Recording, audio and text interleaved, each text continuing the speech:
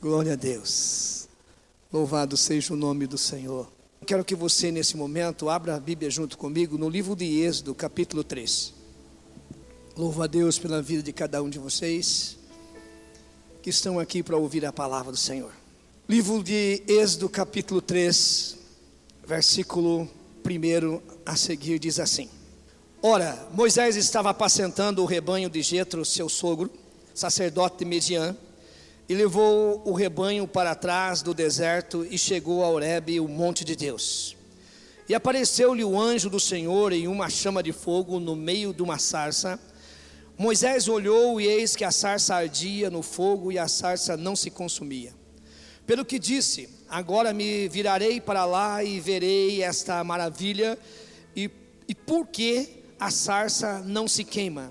E vendo o Senhor que ele se virara para ver, chamou-o do meio da sarça e disse: Moisés, Moisés. Respondeu ele: eis-me aqui. Prosseguiu Deus: não te chegues para cá, tire os sapatos dos pés, porque o lugar em que tu está é terra santa. Disse-lhe mais: eu sou o Deus do seu pai, o Deus de Abraão, o Deus de Isaque, o Deus de Jacó. E Moisés escondeu o rosto, porque temeu olhar para Deus. Então disse o Senhor: com efeito tenho visto a aflição do meu povo, que está no Egito, e tenho ouvido o seu clamor por causa dos seus exatores, porque conheço o seu sofrimento. Desci para o livrar da mão dos egípcios, para fazer subir daquela terra para uma terra boa e espaçosa, para uma terra que mana leite e mel, para o lugar do cananeu, do eteu, do amorreu, do perizeu, do eveu e do jebuseu. E agora eis que o clamor dos filhos de Israel é vindo a mim. Também tenho visto a opressão com que os egípcios os oprimem. Agora pois vem, e eu te enviarei a Faraó, para que tires do Egito o meu povo, os filhos de Israel. Amém, amados? Glória a Deus. Louvado seja o nome do Senhor. Deus tem um cuidado maravilhoso com o seu povo, com os seus filhos. Tem uma música muito bonita do Kleber Lucas que diz: Deus cuida de mim. E Ele realmente tem cuidado. Ele tem cuidado de você, amado. E quando nós olhamos para a Bíblia, nós encontramos assim, desde o princípio, o cuidado de Deus. Deus nos alertando, Deus avisando, Deus logo depois que Ele formou o homem e a mulher, Ele avisou dos perigos, disse o que eles podiam fazer, o que eles não podiam fazer. E assim mesmo o homem ouvindo, e o cuidado de Deus, o amor de Deus para com o homem, mas eles assim mesmo vieram desobedecer e a pecar, e se afastaram da presença de Deus. Eu imagino a tristeza, a dor que Deus sentiu como pai, de ver os seus filhos agora ter que se afastar da sua presença, porque Deus vinha de manhã, à tarde, conversar com Adão e com Eva.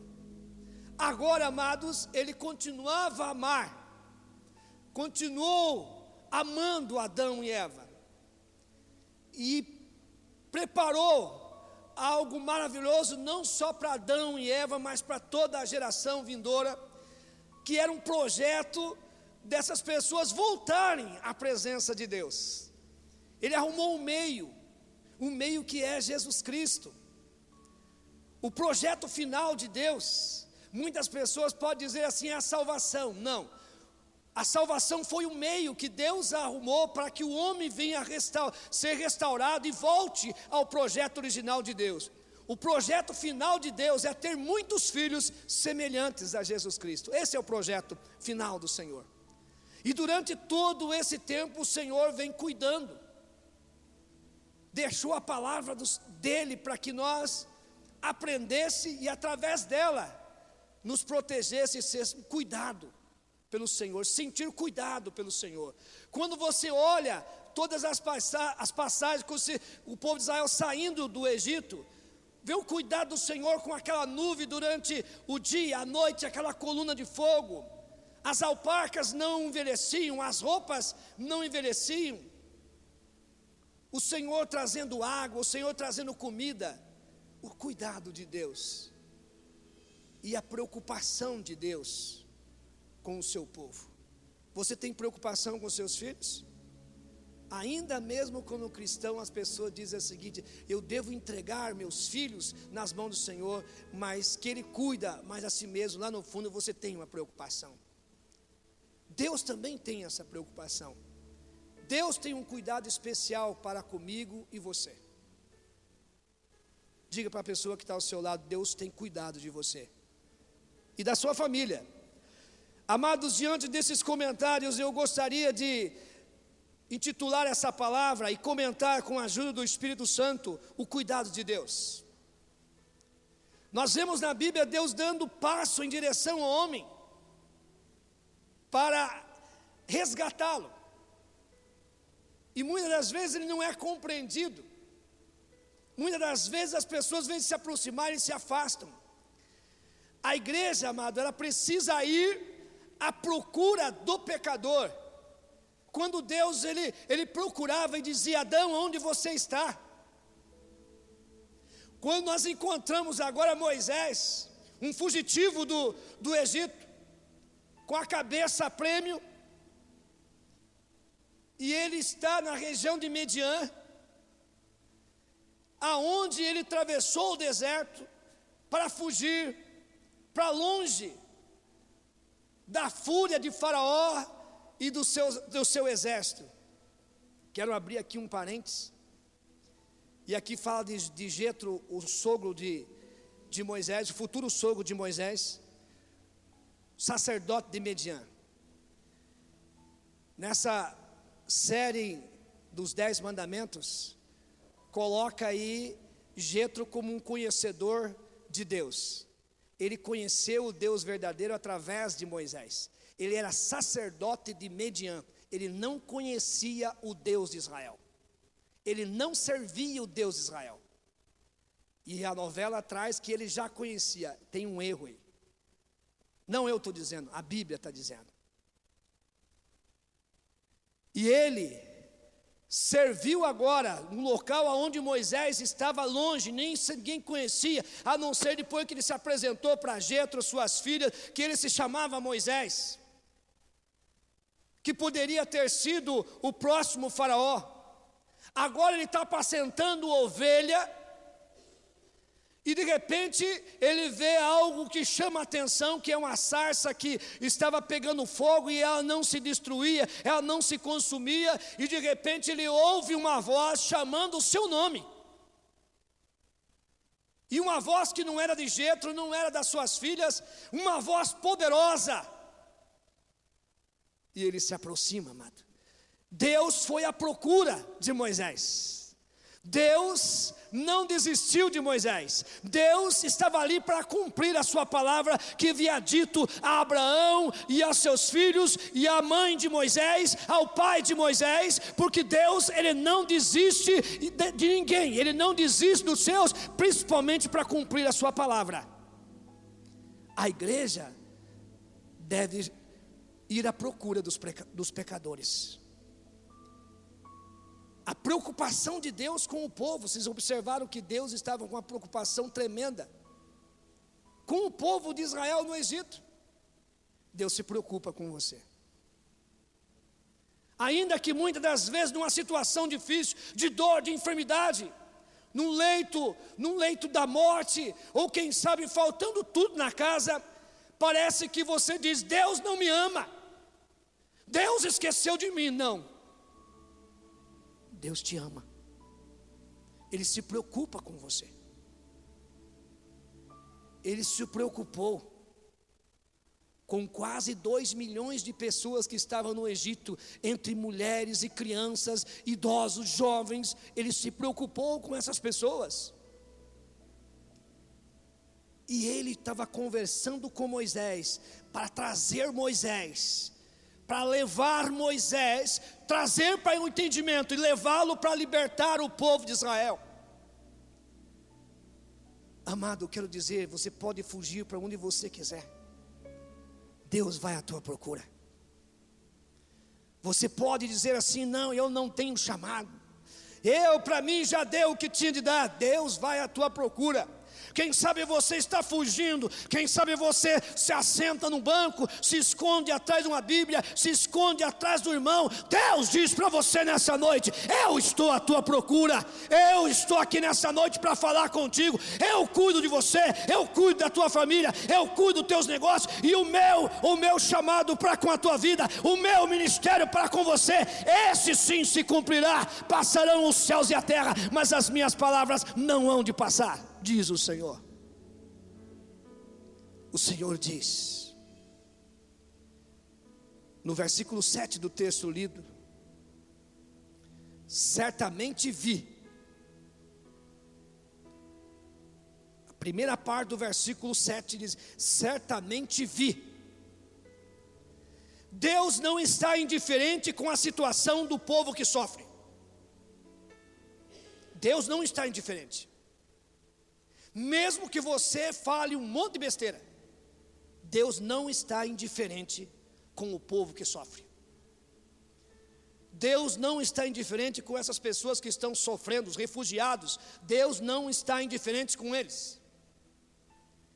Deus não está indiferente com aqueles que moram nas favelas. Deus não está indiferente com os sem teto, sem terras e etc. Deus não está indiferente ao povo que sofre. O povo estão sendo oprimido no Egito, diz o Senhor. Egito é símbolo do mundo.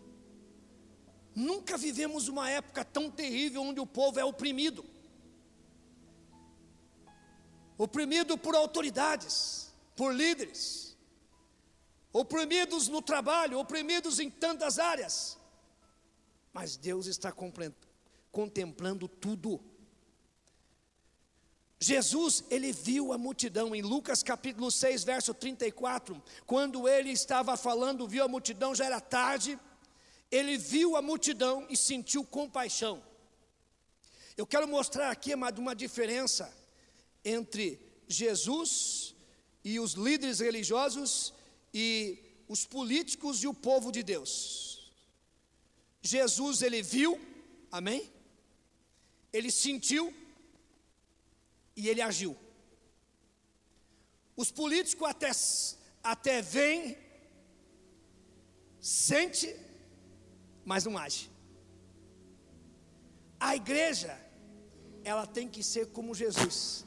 Ela tem que ver, sentir e agir. Porque nós temos autoridade e temos poder para fazer isso. Amém, amados? Se você olhar para as tuas mãos, olha para a tua mão agora. Quem sabe alguns estão olhando alguns calos nas mãos,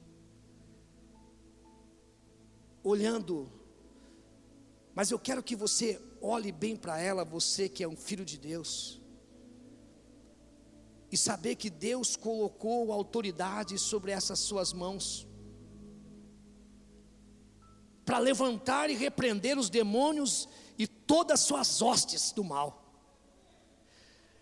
Ele ungiu as tuas mãos para colocar sobre os enfermos e repreender as enfermidades. Ele ungiu as tuas mãos para folharem as páginas da Bíblia. Ele ungiu as tuas mãos para você levantar o necessitado do pó. Ele te deu visão, não só para você ver e ficar coitado, que pena. Não, haja. Mas você, faça o que está no teu alcance. Você parou para pensar o quanto que nós reclamamos, amado? E vemos a situação de tantas pessoas, mas não agimos. E até choramos.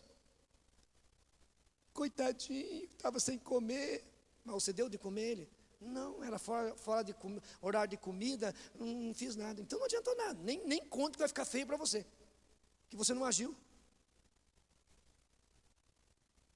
Eu tenho que ver, sentir e agir. Foi isso que Jesus fez. E Deus diz assim: certamente eu vi o sofrimento. Ele estava vendo. No mesmo versículo 7 ele diz assim: ouvi o seu clamor. Eu ouvi o seu clamor. Clamor, amados, quer dizer bradar em alta voz, gritar mesmo, na hora do desespero, gritar. Ele estava ouvindo o clamor. E Deus não muda. Ele não mudou, Ele não muda. Ele continua a ouvir o clamor do seu povo. Quem sabe, meu amado, na hora que você está sozinho na sua casa, no seu trabalho, em lugares, você está clamando e pedindo para Deus: Deus, por favor, me ajude. Por favor, fale comigo. Deus, por favor, me livre. O Senhor está ouvindo o clamor. Ele ouviu o clamor. Ele ouviu. Isaías 59, 1:3 diz assim que as mãos do Senhor não está encolhida que não possa dar, nem os seus ouvidos tapados que não possa ouvir, mas as nossas transgressões, muitas das vezes, amado, sabe por que Deus não responde e não age? Porque nós queremos clamar ao Senhor antes de pedir perdão dos nossos pecados. O pecado faz separação entre nós e o nosso Deus. E quantas vezes, amado, para nós chegarmos diante do Senhor, nós temos que pedir perdão dos nossos pecados. E aí clame, que Ele vai te ouvir. Não só ouvir, mas vai responder o teu clamor. Ele vai responder o seu clamor. O nosso Deus não está alheio ao clamor do povo, amado. Muitas vezes Ele não responde porque o pecado separa. O pecado cria divisão. Se você olhar para a palavra do Senhor, durante todo o tempo do sofrimento de Jesus, Deus, como Pai, estava junto com Ele. Mas chegou um momento onde Ele estava dizendo, finalizando a sua missão, que o pecado da humanidade estava lançado sobre Ele. Deus virou as costas para Ele, porque Deus não tem comunhão com o pecado. E Ele diz: Deus meu, por que me desamparaste? Porque o pecado da humanidade estava lançado sobre Jesus. O meu e os teus pecados estavam lançados sobre Jesus. Mas o Senhor ouve o clamor.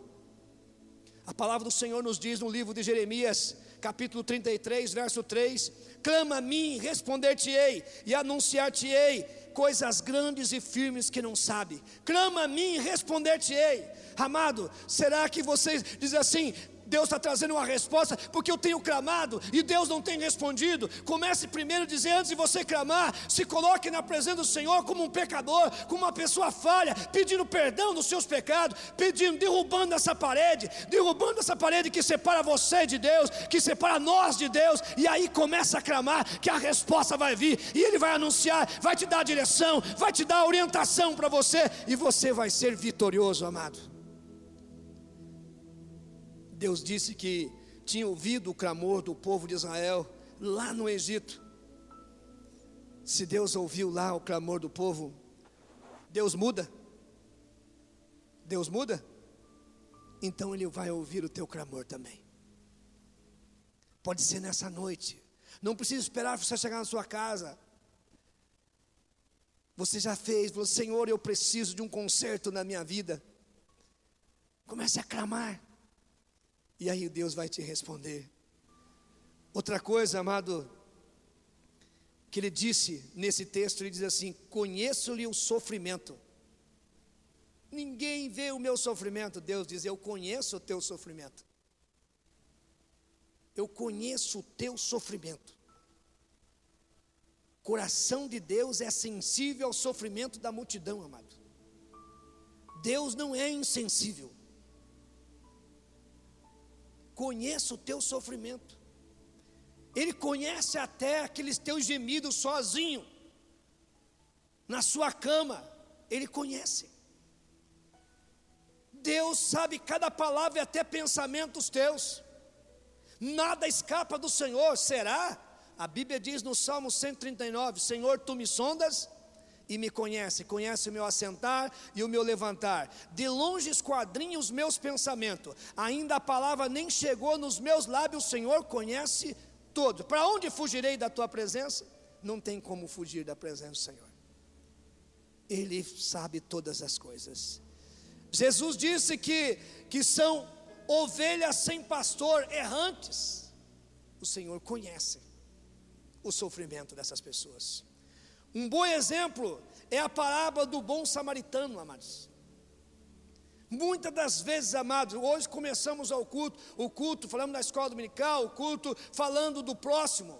E até nós trouxemos uma ilustração de manhã, aonde ali no Japão, um japonês, ele começou a desconfiar que estava sumindo comida da geladeira. E ali ele instalou algumas câmeras, e daqui a pouco ele viu que tinha movimento de pessoas que saía. Ele chamou a polícia e ele descobriu que ali num cômodozinho, numa despensa dele, morava uma senhora há mais de um ano. Moral da história, amado: ela estava na despensa há mais de um ano e ele não sabia. E quantas vezes nós vemos pessoas morando na despensa da igreja, da tua casa, e você não sabe. O bom samaritano, a parábola do bom samaritano diz que estava ali a pessoa que ele subiu, ele caiu na mão dos salteadores, estava descendo de Jerusalém para Jericó, foi encontrado ali, passou um sacerdote, passou um levita, passou ali de largo e não atenderam, e de repente passou um samaritano e atendeu. Além de atender, colocou óleo sobre as suas feridas, colocou no seu cavalo, foi até a hospedagem, disse para ele: você cuida dele, está aqui, e se faltar alguma coisa, depois eu volto. Amado, nós temos que ir em busca dessas pessoas, fazer mais do que uma palavra de dizer o seguinte: Jesus te ama, tá? Jesus me ama, mas a barriga dele está vazia. Ele está passando frio, ele não tem um teto onde morar, ele está com a sua família toda separada. Então você tem que ir além do Jesus te ama. Você tem que ir além de chorar, de sentir pena. Você tem que fazer alguma coisa. Deus te capacitou para isso, Ele te deu recursos para isso. Sabe por que Deus te deu 4, 5 brusas? Para você repartir com alguém que não tem. Sabe por que Deus te deu outras e outros recursos? Para você repartir com aquele que não tem. Para você cuidar do teu próximo. Quando você reclamar das tuas mãos calejadas, lembre que tem muitas pessoas que não têm as mãos e gostariam de trabalhar. Quando você reclamar que só tem feijão com arroz, tem muitas pessoas que passam semanas sem comer. Quando você reclamar do teu salário pequeno, lembre que tem muitas pessoas que têm trabalho escravo e não recebem nada. Dê glória a Deus pelo que você tem. Por isso, desci a fim de livrá-lo. Olha bem, amados, Deus é uma autoridade máxima. Deus podia dizer assim: Miguel, vá lá com teus anjos e acabe com aquele exército de Faraó e liberte lá o meu povo, e acabou. Podia ou não podia? Sim ou não? Ele podia dar ordem a Gabriel, ele podia dar ordem até outro exército entrar ali e dominar. Mas aqui diz que o próprio Deus: eu desci. Isso aqui é muito forte, amado. Eu desci. Eu desci porque ouvi, estou contemplando e vim trazer uma resposta, vim trazer a solução. Será que você está esperando Deus descer até você para te usar? Você já pensou quanto tempo você tem perdido resmungando? Você já imaginou quantas resmungadas que Moisés deu ali? E Deus foi ao encontro dele. Por isso desci a fim de livrá-lo. Mesmo na sua posição, Ele está disposto a descer para nos ajudar, amado. E às vezes nós se achamos o bicho da goiaba, o último biscoito do pacote. Eu não. O próprio Deus sujeitou descer para cuidar do seu povo. Nós precisamos nos submeter, muitas vezes descer, amado. Descer. Às vezes nós se achamos muito. Eu me lembro do testemunho da pastora Selene, que ela deve ainda estar pastoreando lá perto do vizinho do Bruno e da Tainara, lá em Gurupi. Uma pastora muito abençoada. E ela, na igreja dela, tinha uma senhora que ela não gostava muito de tomar banho, não. E no verãozão ali, o negócio estava forte. O odor estava bem forte.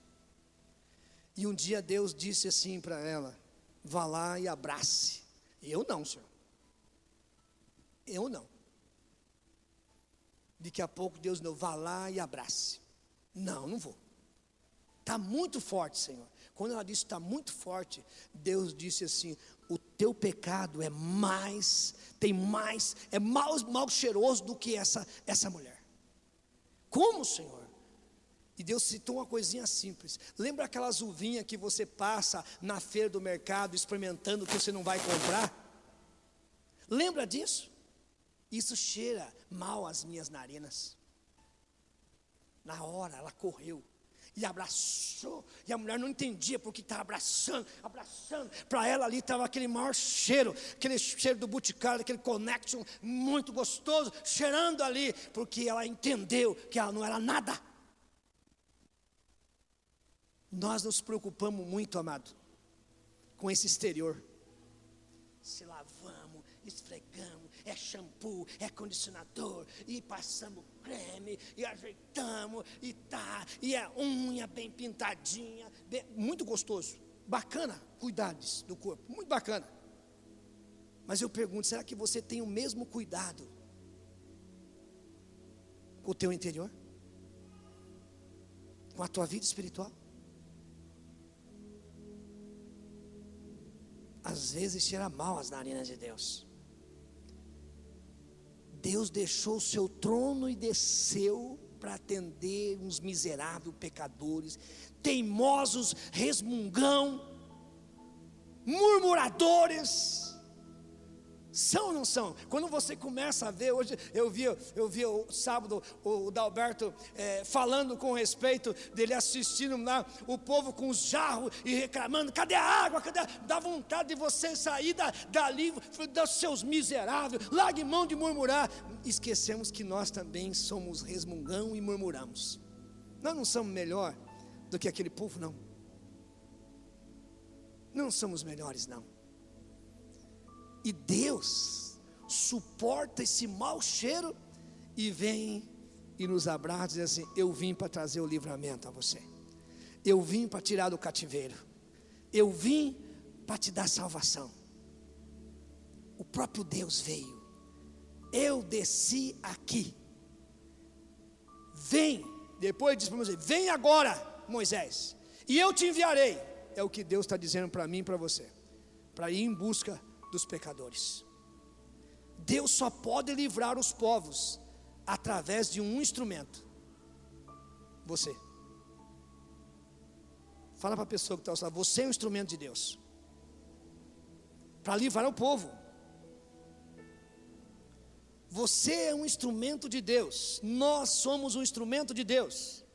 E Deus está nos enviando a esse Egito que se chama mundo, que o povo sofre, chora, está aí sendo oprimido, e nós temos a solução para eles.